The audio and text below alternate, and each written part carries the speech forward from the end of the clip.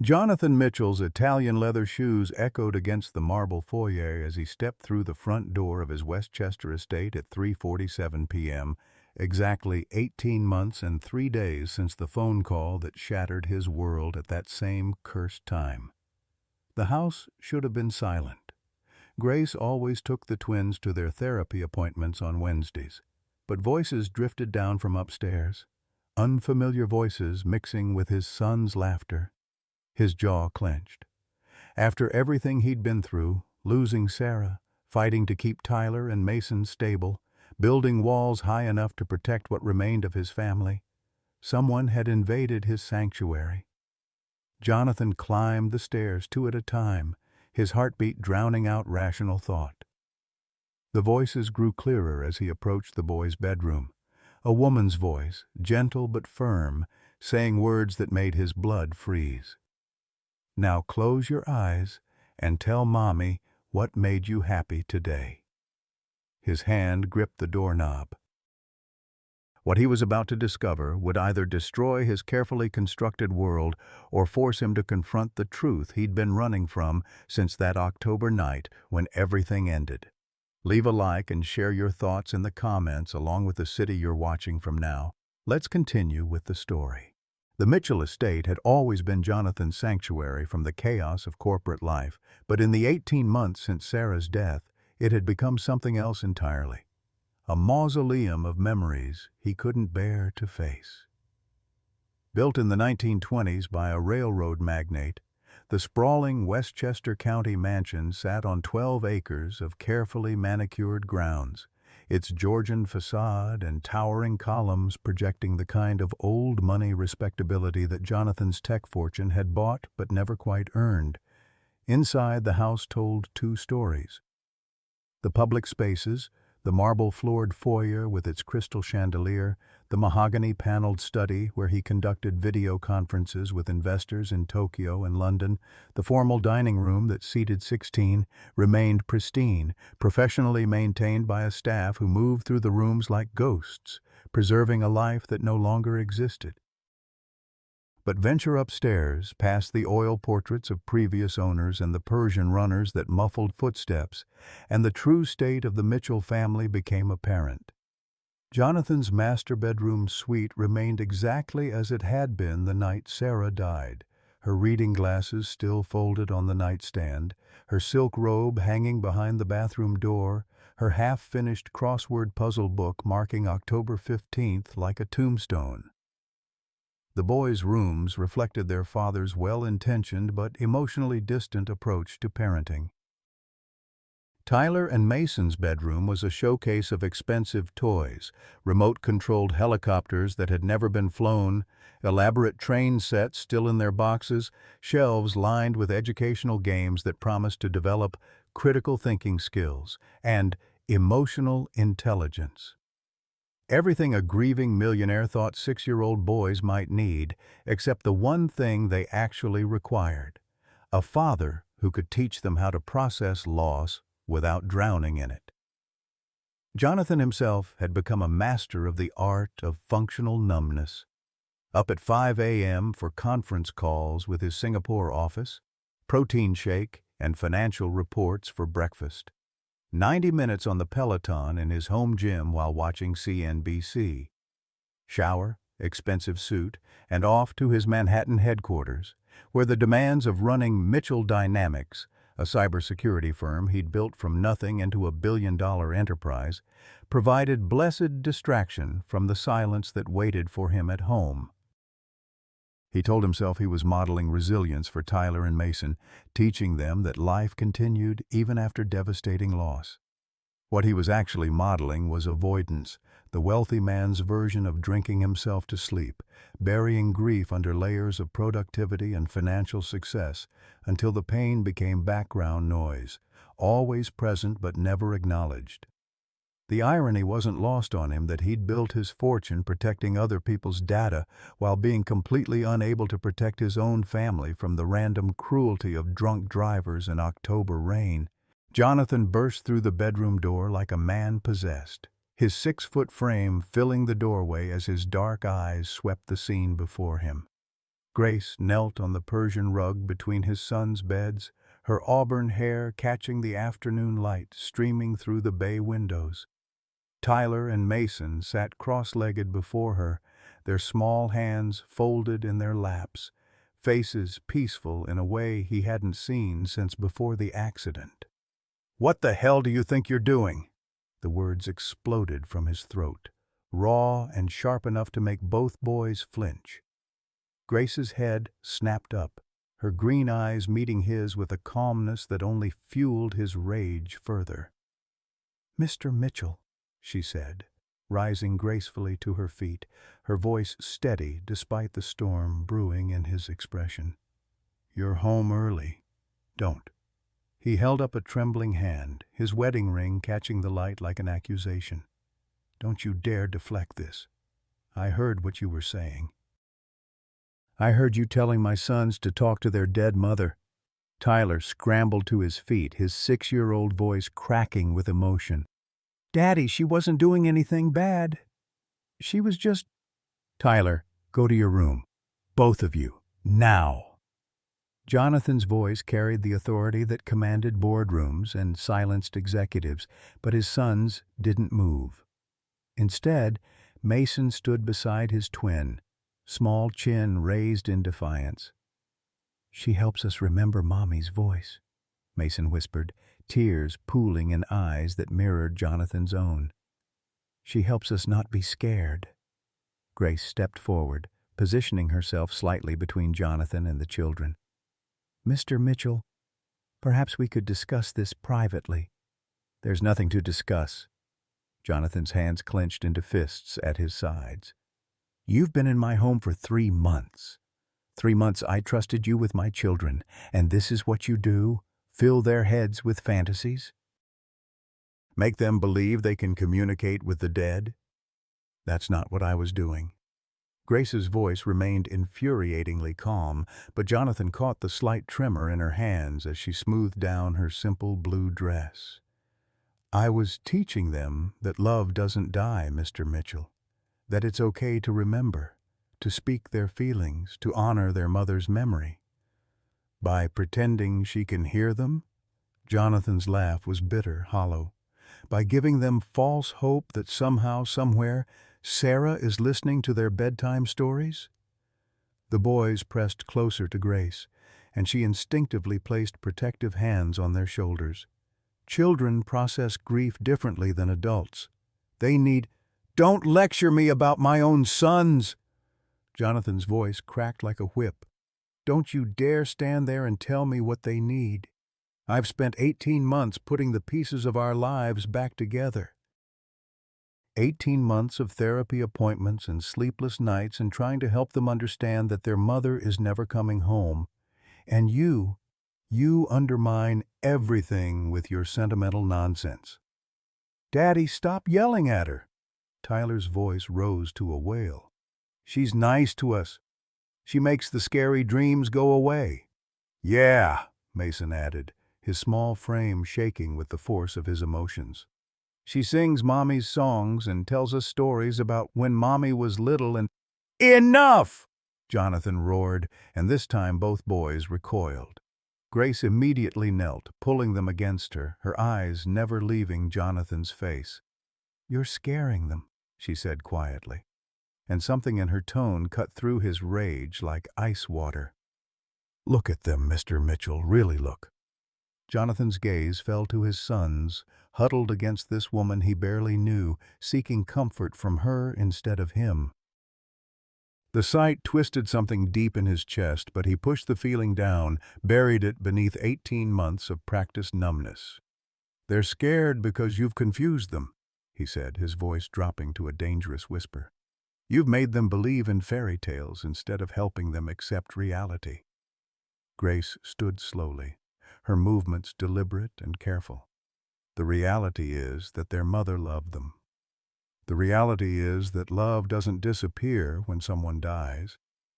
The reality is that these children have been carrying guilt and fear and questions they've never been allowed to voice." "Questions?"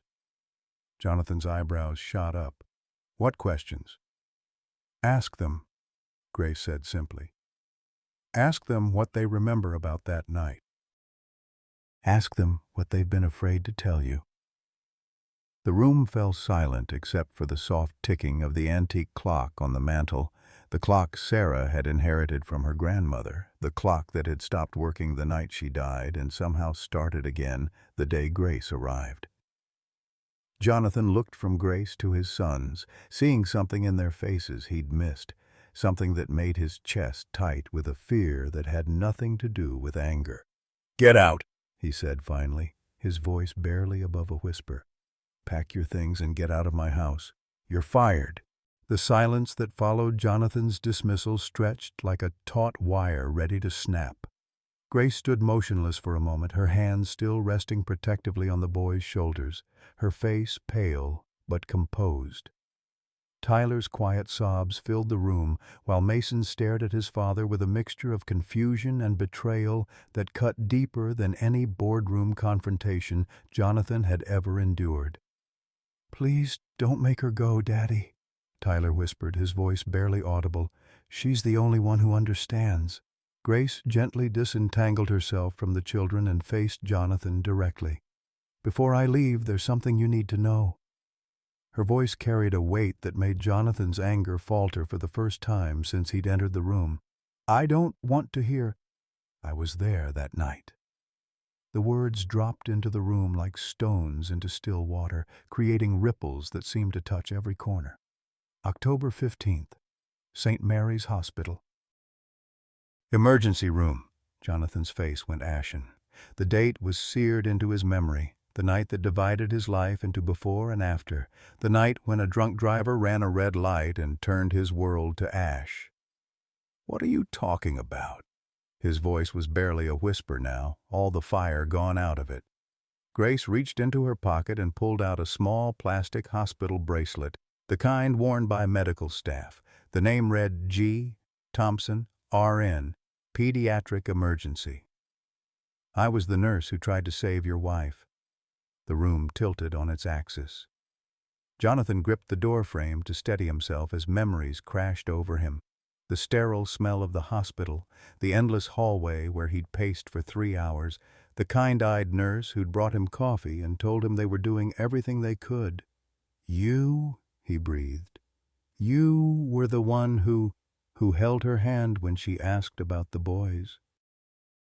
Who promised her they would be okay." Grace's composure finally cracked, tears spilling down her cheeks. "Who couldn't save her despite every prayer, every procedure, every desperate attempt we made." Tyler and Mason looked between the adults, sensing the magnitude of what was happening even if they couldn't fully understand it. Mason reached for Grace's hand, his small fingers intertwining with hers. "She told me about you," Grace continued, her voice thick with emotion.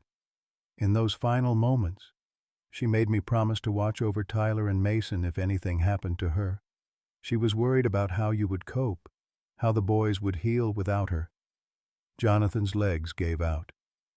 He sank into the small chair beside Tyler's desk, his head in his hands. "She died anyway, despite all your promises, all your efforts. She died."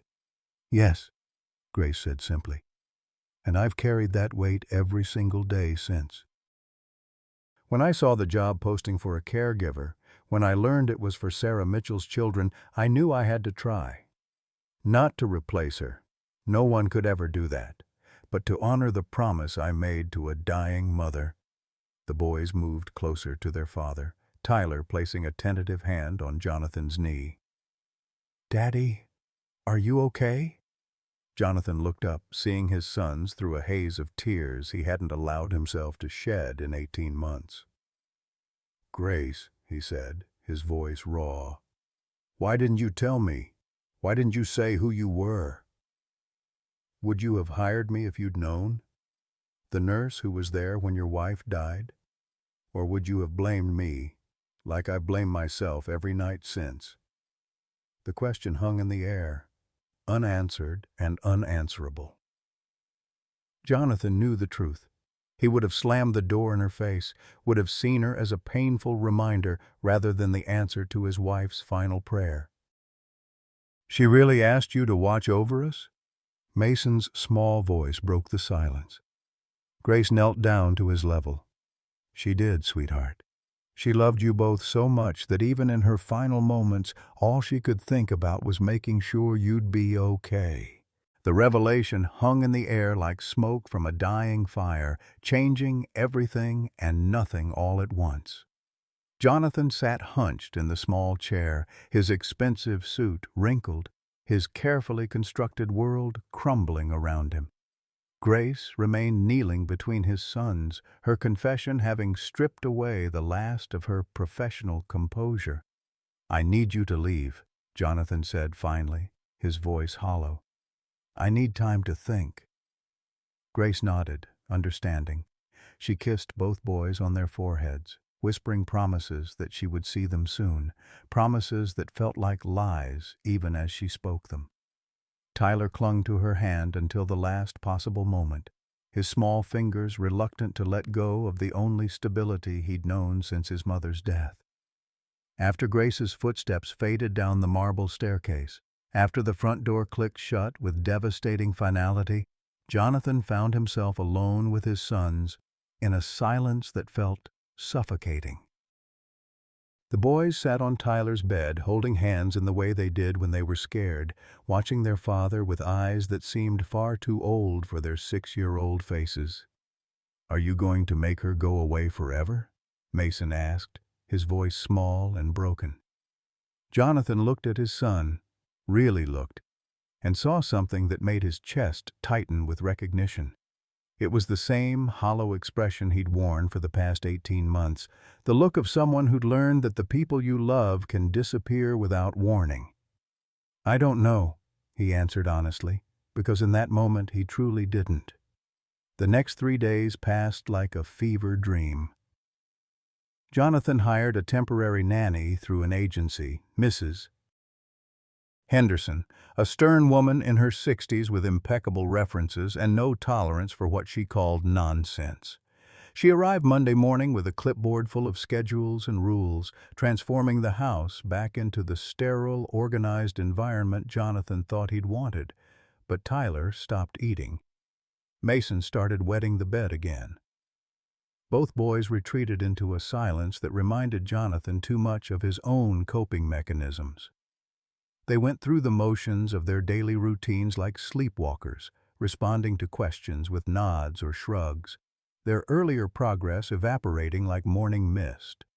Jonathan threw himself into work with renewed vengeance, spending 14-hour days at his downtown Manhattan office, but concentration eluded him. He'd find himself staring at his computer screen, seeing instead Grace's face as she'd confessed her connection to Sarah's death. He'd pick up his phone to call her, then set it down again, unsure what he'd even say. It was his sister-in-law, Rebecca, who forced the confrontation. She arrived unannounced on Thursday evening, her BMW purring up the circular drive with the confidence of someone who belonged. Dr. Rebecca Mitchell had been Sarah's older sister, a successful hospital administrator who'd stepped into an unofficial supervisory role in Jonathan and the boys' lives since the accident. "You look terrible," she announced without preamble, sweeping into his study where he sat nursing his third scotch of the evening. Rebecca was elegant in the way that money and position could make someone elegant.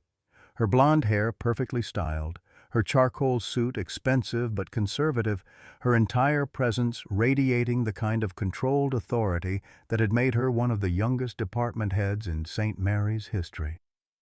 "Nice to see you too, Rebecca."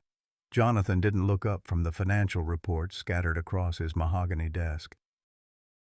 "I heard you fired the nanny." She settled into the leather chair across from him, crossing her legs with practiced precision. "Mrs. Patterson from next door mentioned seeing a woman leaving with suitcases." Jonathan's jaw tightened. The Westchester Gossip Network rivaled any intelligence agency for speed and thoroughness. "I made a personnel decision. About someone who was clearly helping those boys heal?"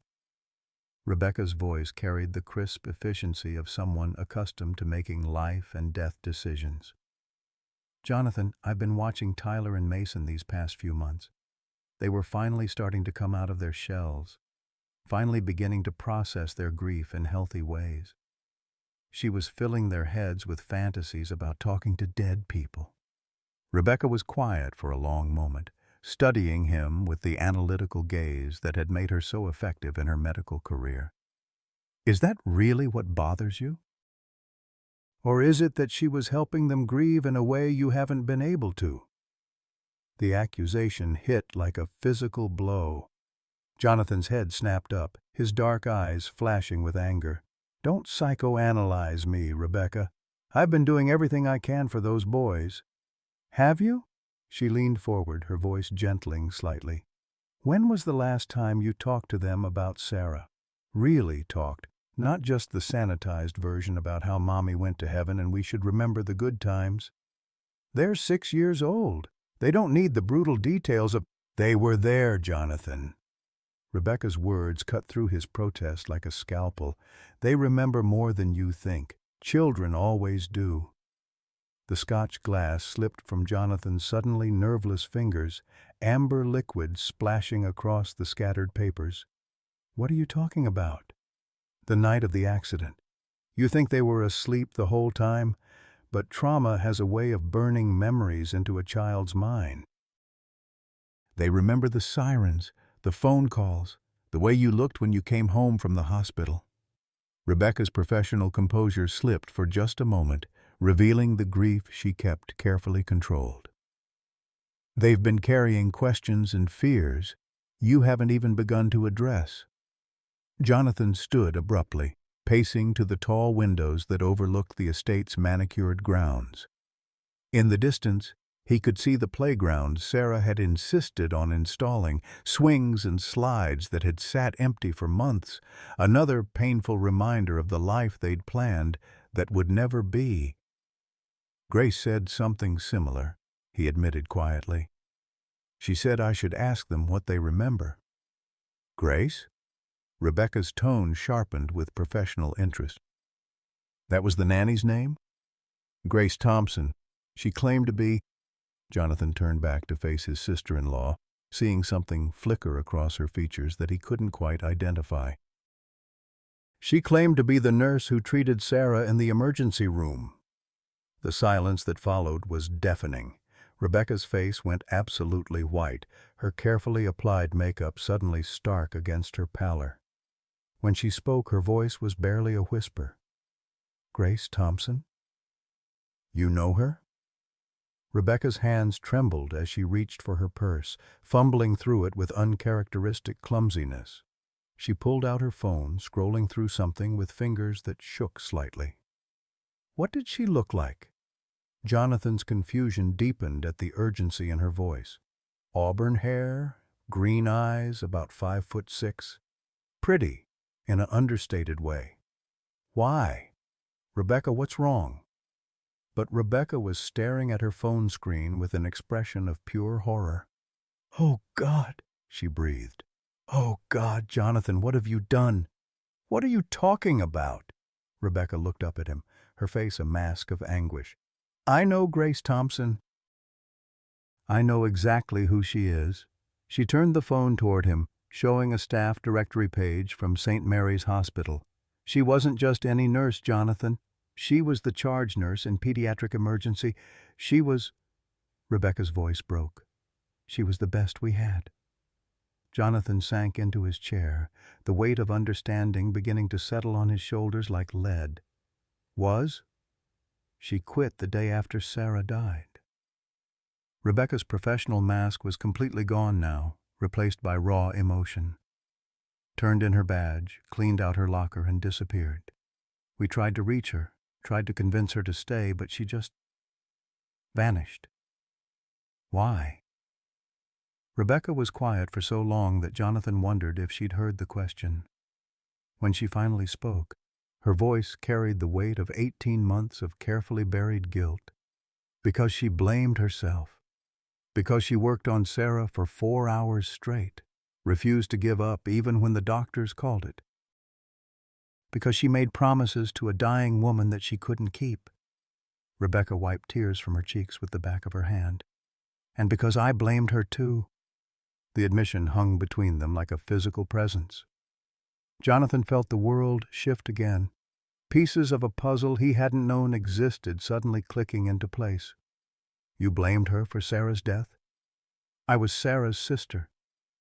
I was supposed to protect her, supposed to make sure she got the best care. When she died anyway, when all our medical knowledge and training and resources couldn't save her, I needed someone to blame. Rebecca's voice was barely audible now. Grace was an easy target. She was young, dedicated. She cared too much. I made her life hell in those final weeks before she quit. Jonathan's mind raced, connecting dots that painted a picture he wasn't prepared to see. She came here because she felt guilty about not saving Sarah. She took a job as our nanny because she thought she owed it to Sarah's memory. And you fired her.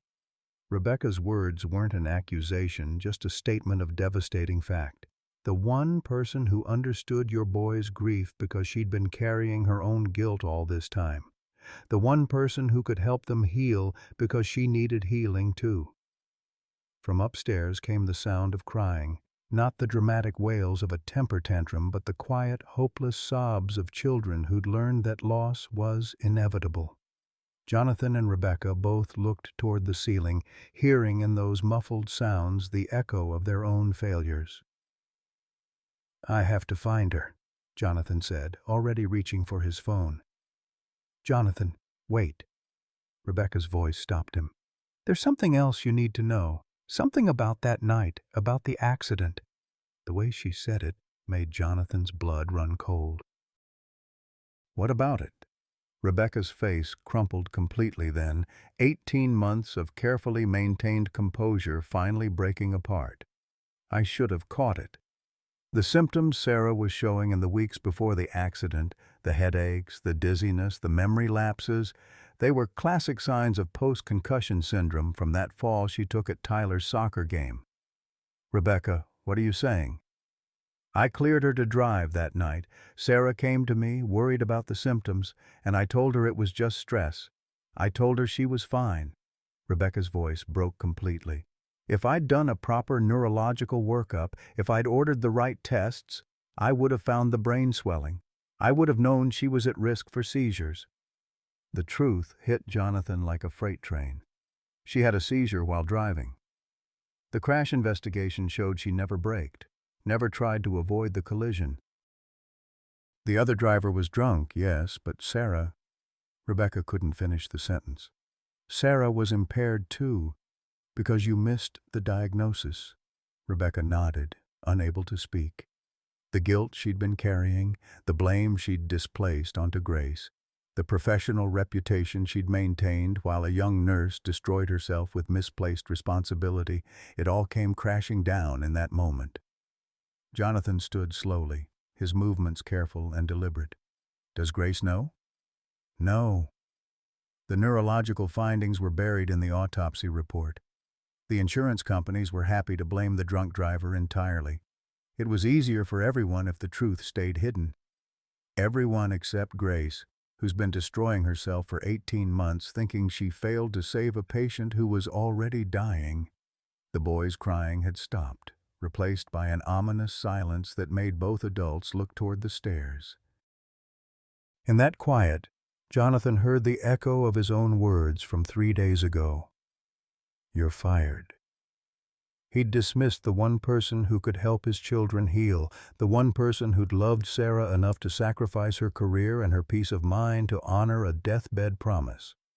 And he'd done it because facing Grace's connection to that night meant facing his own failure to help his sons grieve properly. I have to fix this, he said, grabbing his car keys from the desk. Jonathan, where are you going? He paused at the study door, looking back at Rebecca with eyes that held 18 months of suppressed pain. To find Grace Thompson and bring her home. And then, you and I are going to tell her the truth about that night. All of it. As he headed for the door, Rebecca's voice stopped him one more time. Jonathan, what if she won't come back? What if she can't forgive us? He thought about his sons upstairs, about the silence that had replaced their laughter, about the promises he'd made to Sarah as she lay dying in that hospital bed. Then I'll keep asking until she does. Because those boys deserve better than the broken man I've been, and Grace deserves better than the guilt she's been carrying. The October wind cut through his jacket as he stepped outside, carrying with it the scent of dying leaves and the promise of winter. Somewhere in the darkness beyond his estate's gates, Grace Thompson was carrying a burden that wasn't hers to bear. And somehow, Jonathan had to find a way to bring her home. Jonathan drove through the darkening streets of Westchester County with the desperate urgency of a man trying to outrun his own mistakes.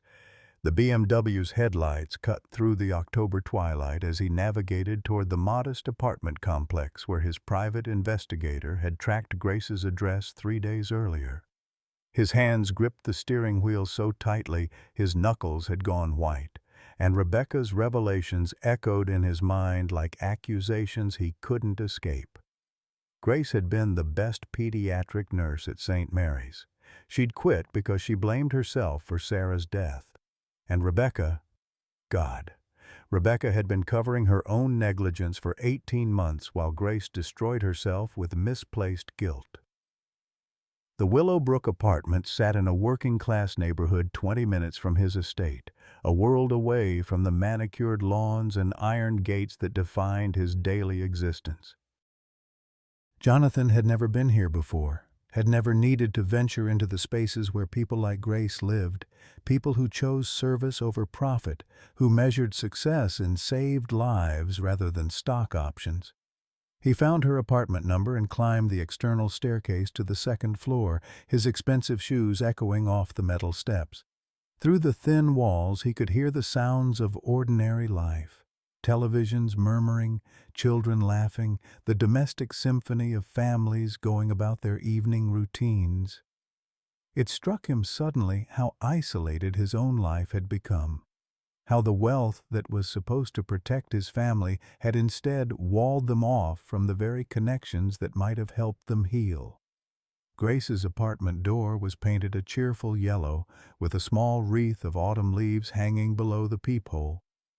Jonathan raised his hand to knock, then hesitated. What was he going to say?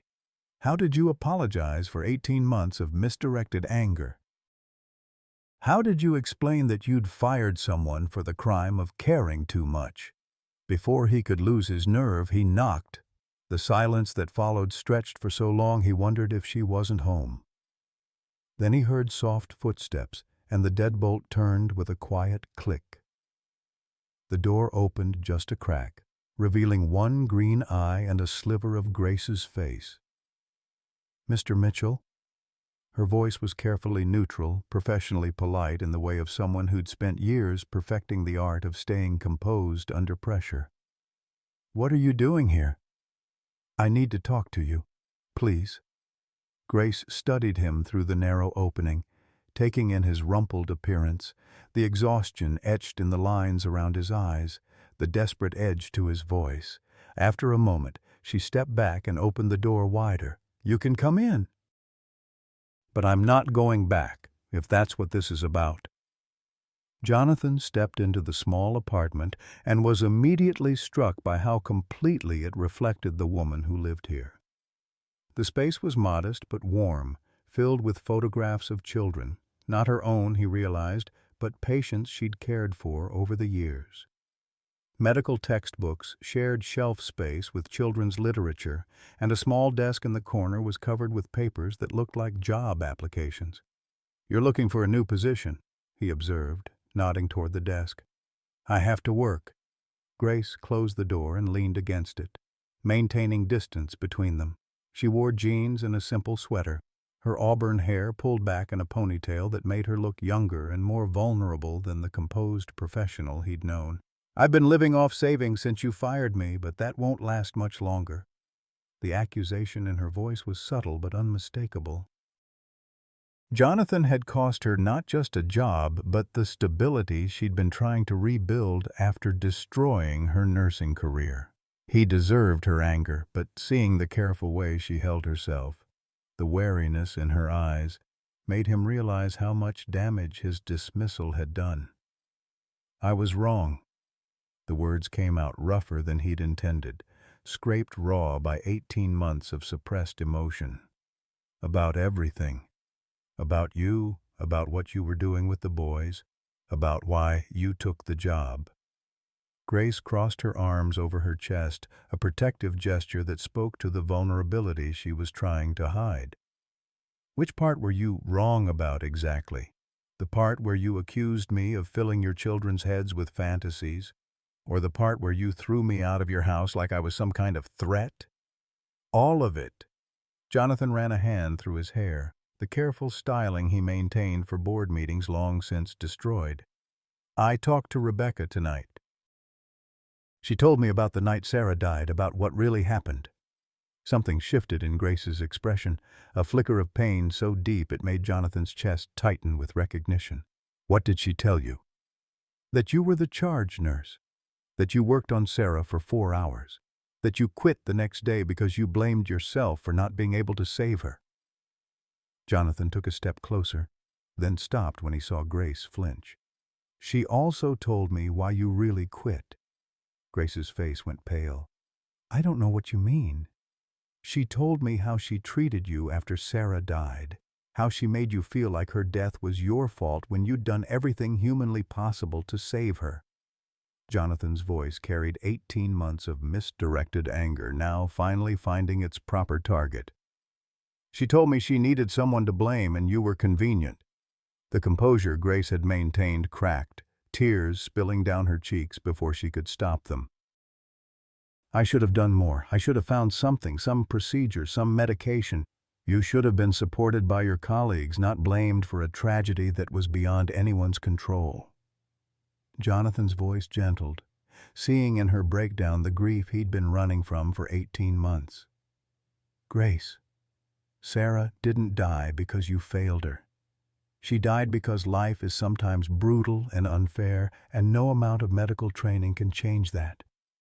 Grace sank into the small armchair by the window, her professional facade completely gone now. "She asked me to watch over the boys. In those final moments when we both knew there was nothing more we could do, she made me promise to make sure Tyler and Mason would be okay." "Is that why you took the job?" "I tried to forget. I tried to move on, to find another position somewhere else. But I kept thinking about those little boys, about the promise I'd made to their dying mother." Grace wiped her cheeks with the back of her hand. "When I saw the job posting, when I realized it was for Sarah Mitchell's children, I knew I had to try. Not because I thought I could replace her, but because I thought maybe I could honor her memory by helping them heal." Jonathan sat on the edge of the small sofa, leaning forward with his elbows on his knees. "And instead, I accused you of exploiting their grief. You were protecting them. I understand that. No, I was protecting myself." The admission felt like opening a wound that had been festering for months. "I was so terrified of facing my own grief that I couldn't bear to see my children processing theirs in a healthy way. When I found you helping them talk about Sarah, helping them remember her with joy instead of just sadness, it made me realize how badly I'd been failing them." Grace looked at him with the same careful assessment she'd probably used with countless patients over the years. "How are they doing, Tyler and Mason?" The question hit Jonathan like a physical blow. They're not doing anything. Not eating, not sleeping, not talking. They've retreated back into the shell I thought we'd finally broken through." He looked up at Grace, seeing in her face the same concern that had made her such an exceptional nurse. "They're asking for you. Every day. They ask when you're coming home." "Home." Grace repeated the word like it was foreign to her. "That's what they call it. They say they want to go home to Grace." Jonathan's voice broke slightly. I've given them everything money can buy, the best schools, the finest clothes, toys they don't even play with, but they just want the woman who taught them it was okay to miss their mother." Grace was quiet for a long moment, staring out the window at the parking lot below. When she spoke, her voice was barely above a whisper. "I can't go back to being just the hired help, Jonathan. I can't pretend that those boys haven't become everything to me, that watching over them hasn't become the most important thing in my life." "Then don't." Jonathan stood up, moving to the window beside her chair.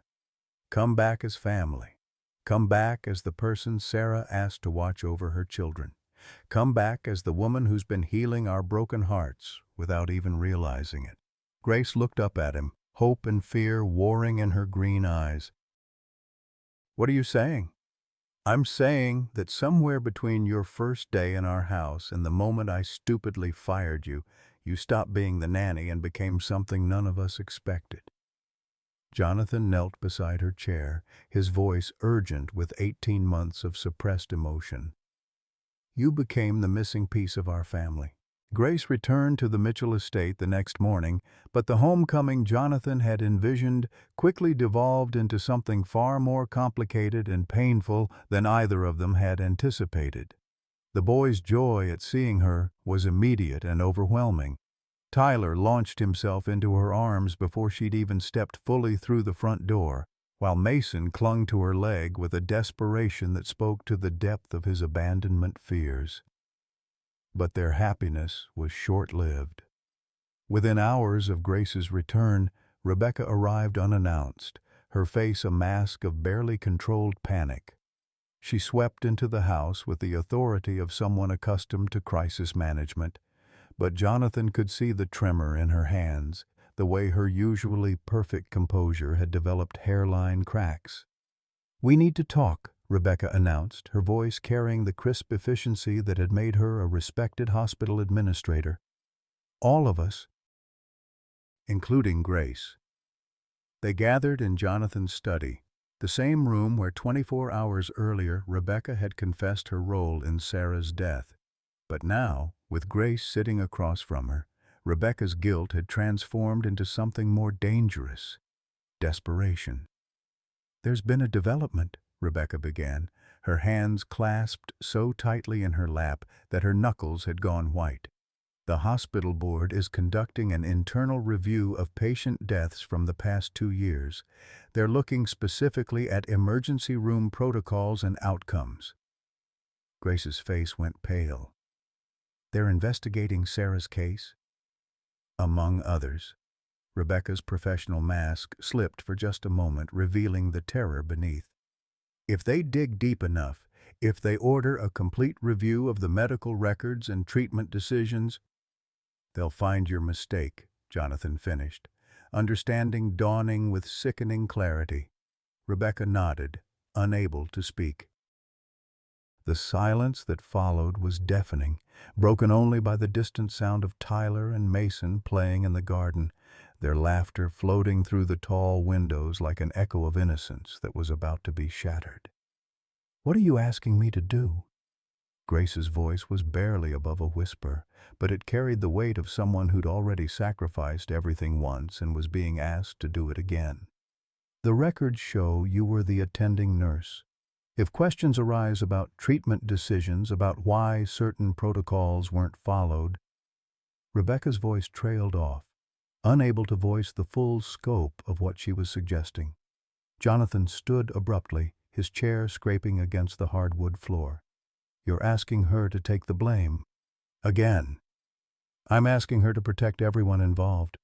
Rebecca's composure cracked entirely then, tears spilling down her cheeks. "My career, my reputation, my ability to help other patients, it's all at stake. If the truth comes out, I'll lose everything." "What about what Grace has already lost?"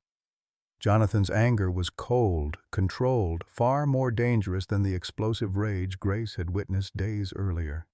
"Her career, her peace of mind, 18 months of her life spent carrying guilt that belonged to you." Grace raised a hand, stopping the argument before it could escalate further. "What exactly would this involve?" Rebecca leaned forward eagerly, sensing an opening. The nursing notes from that night are already in your handwriting. If anyone questions the treatment decisions, you'd simply need to not contradict the existing narrative. You mean lie under oath if it comes to that. I mean protect the memory of what we were all trying to do that night, save Sarah's life. Rebecca's voice carried the practiced persuasion of someone accustomed to getting what she wanted. Grace, you know I've dedicated my life to helping people. One mistake, one missed diagnosis shouldn't destroy everything I've built. The manipulation was so transparent, so calculated, that Jonathan felt physically sick. But what terrified him more was the expression on Grace's face, the same self-sacrificing determination he'd seen when she'd spoken about honoring Sarah's memory. Grace, you don't owe her anything, he said quickly. You don't owe any of us anything. You've already given more than anyone had a right to ask. But Grace was staring at Rebecca with the clinical assessment of a nurse evaluating a patient's condition. How many other families are involved in this review? 14 cases total, 7 deaths, 7 families who lost someone they loved. Rebecca's answer was immediate, precise, the kind of detail that suggested she'd memorized every aspect of her potential downfall. And if the review finds systematic problems, if it reveals that other patients received substandard care because you were impaired or distracted— I wasn't impaired, Rebecca snapped, then caught herself. I was grieving. Sarah was my sister. My judgment was affected by personal involvement. Grace nodded slowly, as if pieces of a puzzle were finally clicking into place. The weeks before the accident, Sarah's follow-up appointments after her concussion. You were the one who cleared her to drive, who missed the signs of brain swelling. It was an oversight, a tragic, honest mistake, made by someone who was too emotionally compromised to be treating family members in the first place. Grace's voice carried the quiet authority of a medical professional who'd seen the consequences of poor judgment. How many other oversights were there, Rebecca? How many other patients suffered because you couldn't step back when you should have? The question hung in the air like an accusation. Rebecca's face cycled through expressions: shock, anger, and finally, a desperate kind of fury that made Jonathan step closer to Grace instinctively. You think you're better than me? Rebecca's voice was shrill now, her professional composure completely abandoned. You think because you quit in some grand gesture of guilt that you're morally superior? You failed to save my sister just as much as I did. The difference, Grace said quietly, is that I accepted responsibility for my limitations. You've spent 18 months blaming everyone else for yours. Rebecca stood abruptly, her chair toppling backward with a crash that echoed through the study. I won't let you destroy me. I won't let some self-righteous nurse who couldn't handle the pressure of real medicine ruin everything I've worked for. And there it is, Jonathan said, his voice deadly calm. The real Rebecca Mitchell, not the grieving sister, not the concerned medical professional, but someone who sees other people as expendable when her own interests are at stake. From somewhere in the house came the sound of running footsteps, and Tyler burst into the study, his face flushed with excitement. Daddy, Grace, come see! Mason found a baby bird that fell out of its nest, and we want to help it. The innocent interruption hit the room like a physical force, highlighting the stark contrast between the child's pure desire to help something wounded and the adult machinations playing out around him. Tyler looked between the 3 adults, his excitement fading as he sensed the tension he'd walked into.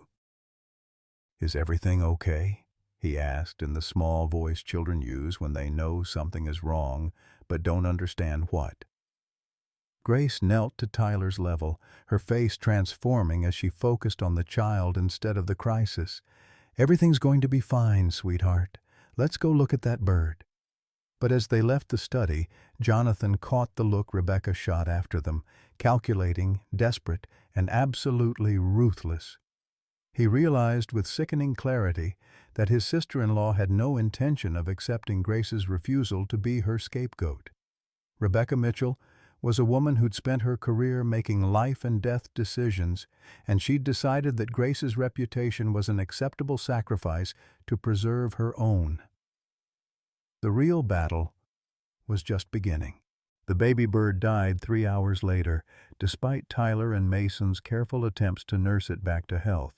Grace found them in the garden at sunset, sitting beside the small shoebox that had become an impromptu grave, their faces streaked with tears that spoke to a grief far deeper than the loss of one tiny creature.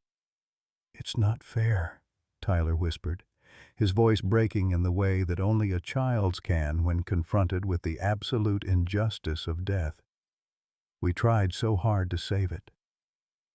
Grace knelt beside them on the damp grass, her heart breaking for these boys who'd already learned too young that love and effort weren't always enough to prevent loss. "Sometimes things die even when we do everything right," she said gently. "That doesn't mean trying wasn't important." "Is that what happened to Mommy?" Mason asked, his question cutting straight to the heart of the pain they'd all been dancing around for 18 months. "Did someone try really hard to save her, too?" The innocent question hit Grace like a physical blow. Here, in this moment of simple childhood grief, was the truth she'd been running from since the night Sarah died. These boys needed to understand not just that their mother was gone, but that people had fought for her, that her death wasn't the result of indifference or inadequate care. "Yes," Grace said, her voice steady despite the tears threatening to spill. "A whole team of doctors and nurses worked all night trying to save your mommy. They tried everything they knew how to do." "But it wasn't enough," Tyler said, not as a question but as a statement of devastating fact. "No, sweetheart. Sometimes it's not enough. Sometimes people die despite everyone's best efforts, and that's one of the hardest things about being human." Jonathan appeared at the French doors leading from the house to the garden, his face haggard from the afternoon's confrontation with Rebecca. He'd spent the past 3 hours on the phone with his attorney, trying to understand the legal implications of what his sister-in-law was threatening.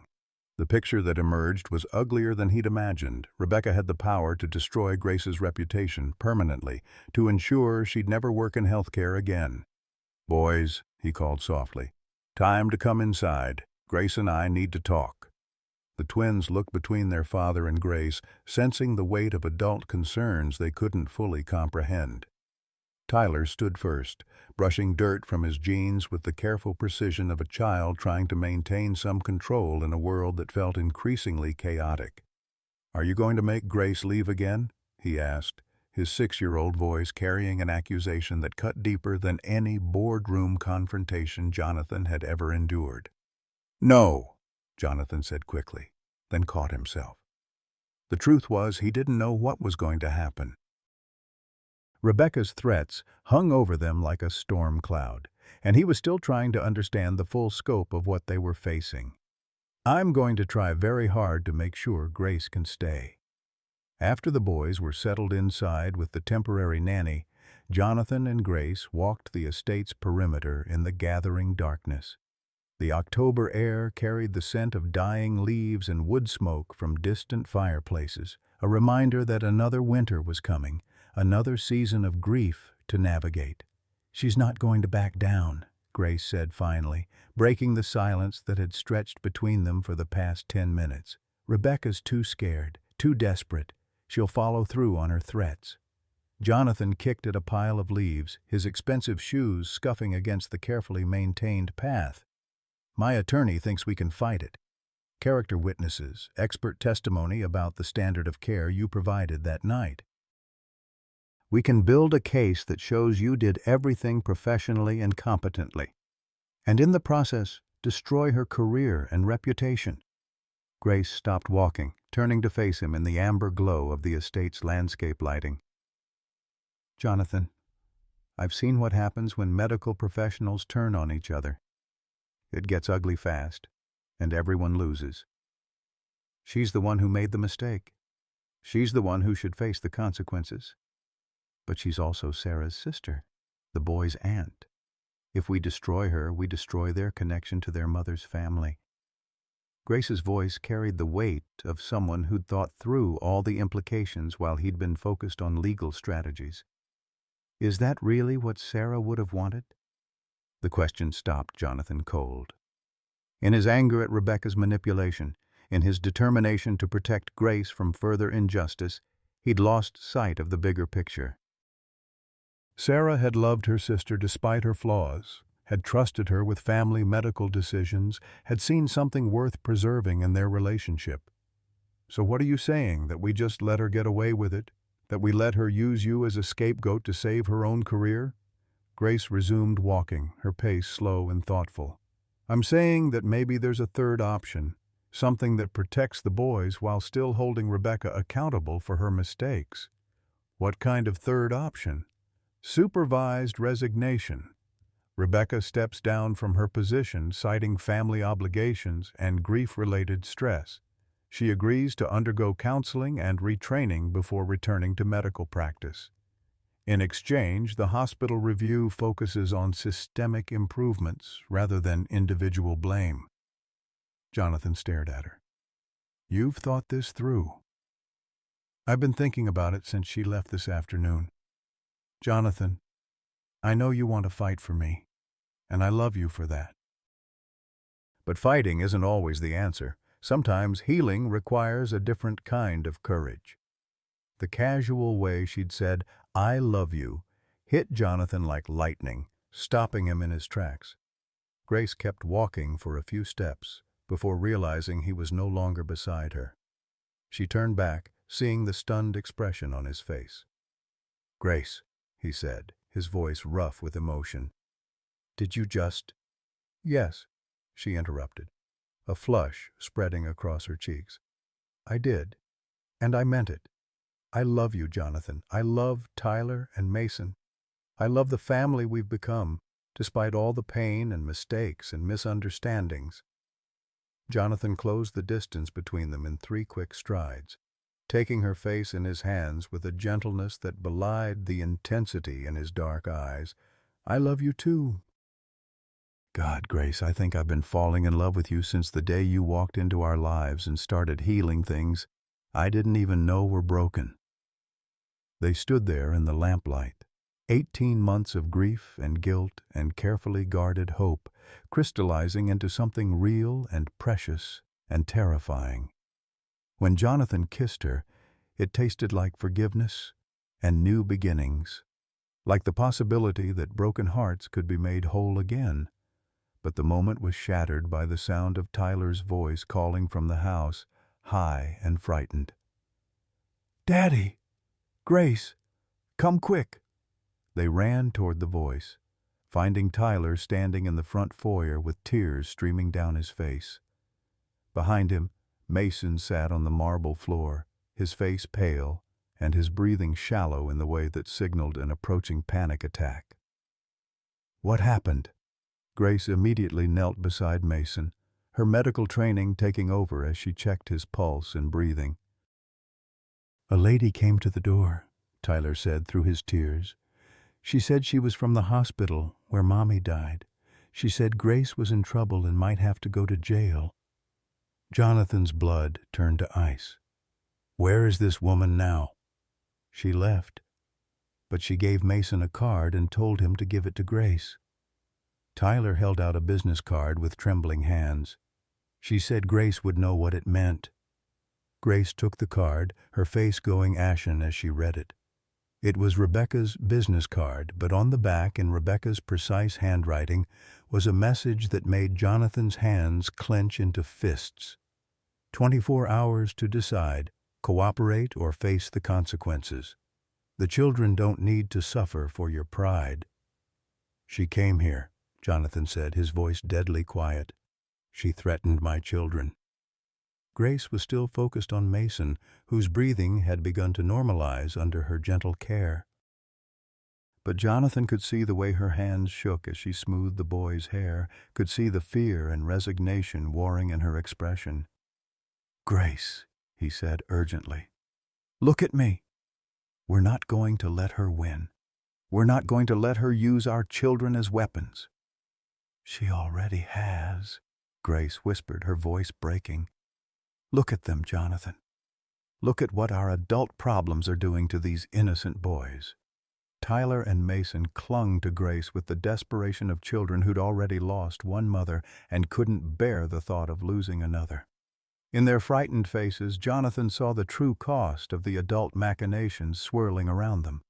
These boys had already endured more trauma than any child should face, and now their fragile sense of security was being threatened again. "There has to be another way," he said. But even as he spoke the words, he could see the defeat creeping into Grace's eyes. "Maybe there is," Grace said slowly, her arms tightening around the boys. "Maybe Rebecca's right about one thing. The children don't need to suffer for our pride." "Grace, no. Don't even think about—" "If I leave," she continued, her voice gaining strength as the idea took shape. "If I disappear before the hospital review concludes, Rebecca has no reason to target your family. The boys will be safe, and you can rebuild your lives without the shadow of this hanging over everything." "And you?" Jonathan's voice was raw with anguish. "What happens to you?" Grace looked down at Tyler and Mason, memorizing their faces as if she were trying to burn them into her memory forever. "I'll do what I should have done 18 months ago. I'll find a way to forgive myself and move on." But even as she spoke the words, they all knew the truth. If Grace left now, if she sacrificed herself to protect them from Rebecca's threats, it would destroy something precious that had taken months to build. The boys would lose another mother figure, Jonathan would lose the woman who'd taught him how to love again, and Grace would spend the rest of her life carrying a different kind of guilt, the guilt of abandoning the family she'd promised a dying woman she would protect. The October wind rattled the windows, carrying with it the promise of a long, cold winter ahead. The answer came from the most unexpected source imaginable: Tyler and Mason themselves. 3 days after Rebecca's threat, as Grace sat in the garden teaching the boys about the migration patterns of monarch butterflies, Tyler looked up from the picture book in his lap with the serious expression he wore when processing something important.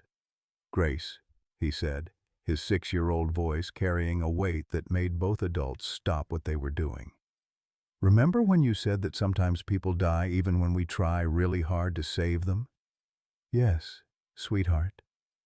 "Well, what if someone dies because another person made a mistake? Like, what if someone was supposed to help but they messed up instead?" Grace felt her blood turn cold. Beside her, Jonathan tensed, recognizing the dangerous territory they'd stumbled into. "Tyler, why are you asking about that?" Mason closed his own book, scooting closer to his twin in the way they did when they were about to reveal something important. "Because we remember things from the night Mommy got hurt." The confession hung in the autumn air like a thunderclap. Jonathan and Grace exchanged glances over the boys' heads, both realizing simultaneously that they were about to learn something that would change everything. "What do you remember?" Grace asked gently, her nursing training helping her maintain a calm exterior despite the turmoil in her chest. Tyler took a deep breath, the way children do when they're about to say something they know is important. "We remember Aunt Rebecca coming to see Mommy before she went out that night. Mommy was sitting at the kitchen table with ice on her head because it hurt from when she fell at my soccer game. And Aunt Rebecca had a weird smell," Mason added, his nose wrinkling at the memory. "Like the medicine cabinet at the hospital, but stronger." Jonathan's hands clenched in his lap. "What else do you remember?" "Mommy asked Aunt Rebecca if it was safe for her to drive to the grocery store, and Aunt Rebecca looked at some papers and said yes." Tyler's voice grew smaller. "But she didn't really look at Mommy's eyes like the doctors do when they check us. She just looked at the papers and said it was fine. And then she left really fast," Mason continued. "She dropped some of the papers on the floor, and when Mommy tried to give them back, Aunt Rebecca got mad and said to throw them away. Grace felt the pieces of the puzzle clicking into place with devastating clarity. Rebecca hadn't just made a diagnostic error. She'd been impaired herself, probably by the prescription medication she'd been stealing from the hospital. The boys had witnessed their aunt's negligence firsthand, had seen the casual dismissal that led to their mother's death. "Why didn't you tell anyone this before?" Jonathan asked, his voice carefully controlled. Tyler and Mason looked at each other with the kind of silent communication that twins shared. "Because grown-ups get really upset when kids remember things they're not supposed to," Tyler said finally. "And because Aunt Rebecca told us it was our secret. She said if we told anyone, people would think Mommy's accident was our fault for not taking better care of her," Mason added, tears starting to spill down his cheeks. "She said the police might take us away from Daddy." The manipulation was so cruel, so calculated that Jonathan felt physically sick. Rebecca had used these children's love for their mother and their fear of losing their father to ensure their silence about her negligence. She'd turned them into unwilling accomplices in her cover-up. Grace pulled both boys into her arms, her own tears falling freely now. "Oh, sweethearts, none of what happened to your mommy was your fault, not any of it. And no one is ever going to take you away from your daddy." "But what about you?" Tyler asked, looking up at her with eyes that held too much knowledge for a 6-year-old. "That lady who came to the door said you might go to jail because of what happened to Mommy." The question hung between them like a bridge they all had to cross. Grace looked at Jonathan, seeing in his eyes the same realization she'd reached. The boy's testimony could exonerate her completely while exposing Rebecca's true culpability. But it would also mean forcing two traumatized children to testify about their mother's death, to relive the most painful night of their lives in front of strangers. "Would you be willing to tell other people what you just told us?" Jonathan asked carefully, "if it meant protecting Grace and making sure the truth came out?" The twins considered this with the gravity of children who'd learned early that their words carried weight. "Would it help other kids whose mommies got hurt?" Mason asked. "It might," Grace said honestly. "If the hospital learns what really happened, they might be able to prevent other families from going through what you've experienced." Tyler straightened his shoulders with determination that reminded Jonathan painfully of Sarah. "Then we'll tell. But only if you promise not to leave us." "I promise," Grace said, sealing the words with a kiss to his forehead. "I'm not going anywhere." The hospital review hearing took place the following week in a sterile conference room that smelled of disinfectant and broken dreams. Jonathan sat between Tyler and Mason, his hands resting protectively on their shoulders as they faced a panel of hospital administrators, medical board representatives, and legal counsel. Rebecca sat at the opposite end of the table, her usual composure replaced by the hollow-eyed desperation of someone watching their carefully constructed world crumble. She'd arrived with her own attorney, a sharp-faced woman who'd spent the morning trying to discredit the testimony of two 6-year-old children, but Tyler and Mason spoke with the clear, unembellished honesty that only children possessed. They described what they'd seen that night, without emotion or embellishment, their memories precise in the way that traumatic events burned themselves into young minds. "Aunt Rebecca dropped papers on the floor," Tyler said when asked about his aunt's behavior. "And she walked funny, like when grown-ups are really tired but also kind of wobbly. She smelled like the cabinet where Daddy keeps his medicine for when his back hurts," Mason added, "but much stronger." The panel members exchanged glances as the picture emerged of a medical professional impaired by substances while making critical treatment decisions. When the boys finished their testimony, Rebecca's attorney attempted to argue that children's memories were unreliable, that trauma could distort perception. But the children had remembered details that corroborated evidence the panel had already uncovered: discrepancies in Rebecca's patient notes, reports of erratic behavior from colleagues, missing medications from the hospital pharmacy that corresponded with Rebecca's shifts. Grace testified last, her voice steady as she described her efforts to save Sarah that night. The hours of CPR and defibrillation and desperate attempts to restart a heart that had sustained too much damage. She spoke about Rebecca's hostile behavior in the weeks following Sarah's death, the systematic campaign to blame a young nurse for what was clearly a systemic failure. "I quit because I thought I had failed," Grace concluded. "I carried that guilt for 18 months, believing that somehow I should have been able to overcome the damage caused by delayed treatment. It wasn't until I learned the truth about Sarah's condition that night, the brain swelling that should have been detected, the seizure that caused the accident, that I understood I had been fighting a losing battle from the moment she arrived." The panel's decision was swift and unequivocal. Rebecca's medical license was suspended pending criminal investigation. She would face charges of prescription drug theft, reckless endangerment, and obstruction of justice. The hospital implemented new protocols for family member treatment and substance abuse screening for medical staff. Grace's record was cleared completely, with a formal apology from the hospital administration and an offer to return to her position if she chose. But the most important vindication came in the parking lot afterward, when Tyler tugged on Grace's sleeve and asked, "Are you proud of us for telling the truth?" "I'm more proud of you than I have words to express," Grace said, kneeling to hug both boys. "You were so brave, and you helped make sure that what happened to your mommy never happens to anyone else." "And now you don't have to leave us," Mason said with the satisfaction of a child who'd solved a complex problem. "Now I don't have to leave you," Grace agreed. Jonathan watched his sons celebrate their victory with the pure joy that children brought to moments of justice, and felt something shift in his chest. For 18 months he'd been afraid to hope, afraid to trust, afraid to believe that their family could ever be whole again. But standing in that hospital parking lot, watching Grace laugh with his children while the autumn sun painted everything golden, he realized that wholeness didn't mean returning to what they'd lost. It meant building something new from the pieces that remained.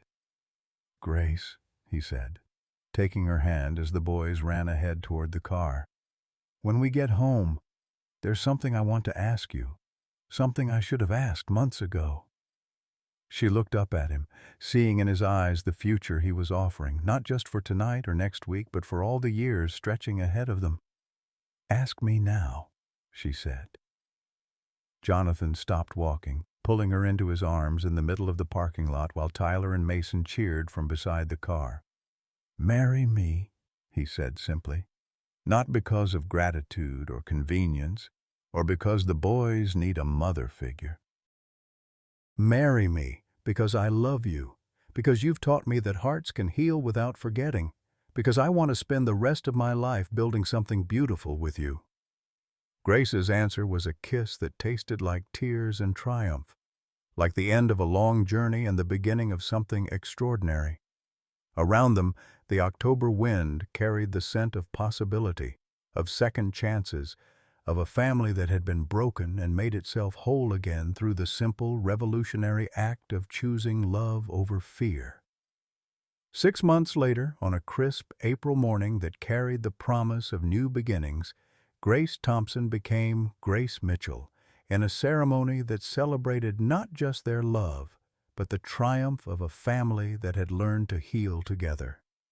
The wedding took place in the estate's garden, beneath the cherry blossoms that Sarah had planted years earlier, trees that had seemed dead after her passing, but had somehow found the strength to bloom again. Tyler and Mason served as ring-bearers, their faces glowing with the pride of children who understood they weren't losing another mother, but gaining the woman who had already been caring for their hearts. They had helped plan every detail of the ceremony, from the music Grace would walk down the aisle to, a gentle instrumental version of the lullaby Sarah used to sing, to the special vows they would recite as a family. Jonathan stood at the makeshift altar, his hands steady for the first time in 18 months as he watched his bride approach. Grace wore Sarah's pearl necklace, a gift from the boys who had found it in their mother's jewelry box and insisted Grace should have it. "Mommy would want you to wear something beautiful," Tyler had said, with the matter-of-fact wisdom that children possessed. The ceremony was small, intimate, attended by close friends and colleagues who had watched this unlikely family emerge from the ashes of tragedy.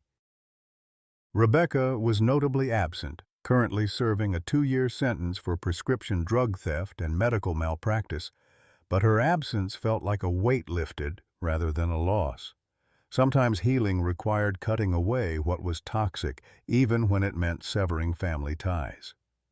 Grace's maid of honor was Dr. Sarah Chen, her former supervisor from St. Mary's, who had flown in from California where she now worked after the hospital's administrative shakeup.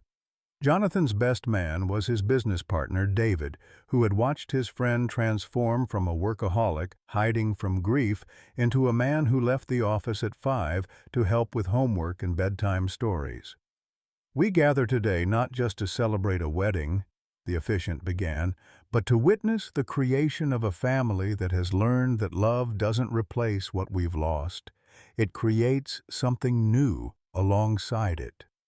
The vows they exchanged were unlike any traditional ceremony.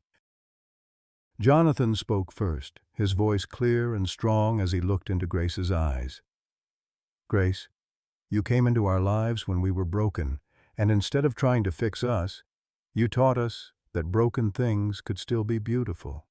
You honored Sarah's memory by loving her children, and you honored her final wish by keeping our family together when I was too scared to do it myself."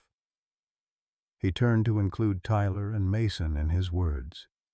"You've shown us that a heart can hold grief and joy at the same time, that remembering the past doesn't mean we can't embrace the future. I promise to love you not just as my wife, but as the woman who saved my children's spirits and taught me how to be a father worth having." Grace's vows were equally heartfelt, her voice trembling with emotion as she spoke. "Jonathan, 18 months ago I was drowning in guilt and regret, convinced that I had failed the one person who needed me most. You and these beautiful boys taught me that sometimes our greatest failures can become our most important calling." She knelt to address Tyler and Mason directly. "I promise to love you exactly as you are, to help you remember your mother with joy instead of sadness, and to be the kind of woman she would be proud to see raising her precious sons." The boys had insisted on saying their own vows, and Tyler stepped forward with the serious expression he wore for important occasions.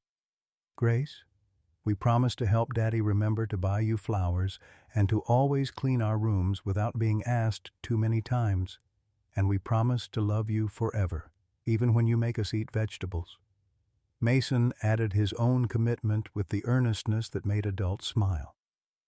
"And we promise to teach our new babies about Mommy Sarah so they know they have 2 mommies watching over them, one in heaven and one right here." The mention of future children brought tears to Grace's eyes. They had talked about expanding their family, about giving Tyler and Mason siblings who would grow up knowing their mother's story as a celebration rather than a tragedy. The boys were enthusiastic about the prospect, having already planned elaborate Big Brother responsibilities. When the rings were exchanged, simple bands engraved with the coordinates of the hospital where Sarah died and the date Grace first walked into their home, there wasn't a dry eye among the guests. These weren't just symbols of marriage, but of redemption, of a love that had emerged from the deepest grief imaginable. The reception was held on the estate's back lawn, with tables arranged under string lights that twinkled like stars as the afternoon faded into evening. Grace had insisted on keeping everything simple, focusing on conversation and connection rather than elaborate displays.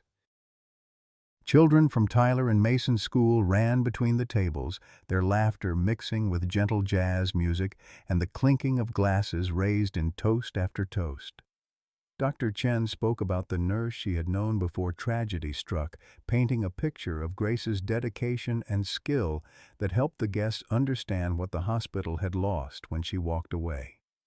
David shared stories of Jonathan's transformation, of how a man who once scheduled his children's hugs had become someone who built blanket forts and attended every school performance. But the most moving speech came from an unexpected source, Mrs. Patterson, the elderly neighbor who had witnessed Grace's arrival and departure, who had seen the family's journey from her front window. "In all my 78 years," she said, her voice carrying across the quiet gathering, "I've learned that real love isn't about fairy tale endings. It's about choosing each other every day, especially on the days when choosing is hard." This family has shown our whole neighborhood what it means to heal together, to honor the past while building something beautiful for the future. As the evening progressed, Grace found herself standing at the edge of the celebration, watching Jonathan dance with both boys to a slow song that had them all giggling as they tried to coordinate their steps. The sight filled her with a contentment so complete it felt almost surreal. This life she had stumbled into through tragedy and guilt had become the greatest blessing she could have imagined. Tyler noticed her standing alone and broke away from the dance, running over to tug on her hand. "Grace, why aren't you dancing? It's your wedding." "I was just watching and thinking about how lucky I am," she said, allowing him to pull her toward the makeshift dance floor. "Lucky how?" Mason asked, joining them with Jonathan close behind. Grace looked around at the people who had become her family, not just Jonathan and the boys, but the colleagues who had supported her return to nursing, the neighbors who had embraced her as one of their own, the friends who had celebrated every milestone in their healing journey. "Lucky because sometimes the worst thing that happens to you leads to the best thing," she said, accepting Jonathan's hand as he spun her into his arms. "Lucky because your mother's last wish brought me to the family I was meant to have." They danced together as the stars appeared overhead, four people who had learned that families weren't just born but built, day by day, choice by choice, through the simple act of showing up for each other when it mattered most. Later, as the last guests departed and the boys were finally coaxed into bed despite their protests that the party should continue, Grace and Jonathan stood in their garden surrounded by the detritus of celebration, scattered rose petals, empty champagne glasses, and the satisfied exhaustion that follows a perfect day. "Any regrets?" Jonathan asked, pulling his new wife close as they swayed to music only they could hear. Grace considered the question seriously, thinking about the circuitous path that had brought them to this moment, the tragedy that had driven her from her career, the guilt that had led her to their door, the misunderstandings and conflicts that had nearly torn them apart before bringing them together. "Only one," she said finally. "I regret that Sarah can't see how beautiful her boys have become, how well you're doing as their father, how proud she would be of the family we've built in her honor." Jonathan was quiet for a moment, then smiled with the peace of a man who had finally learned to hold grief and joy in the same heart.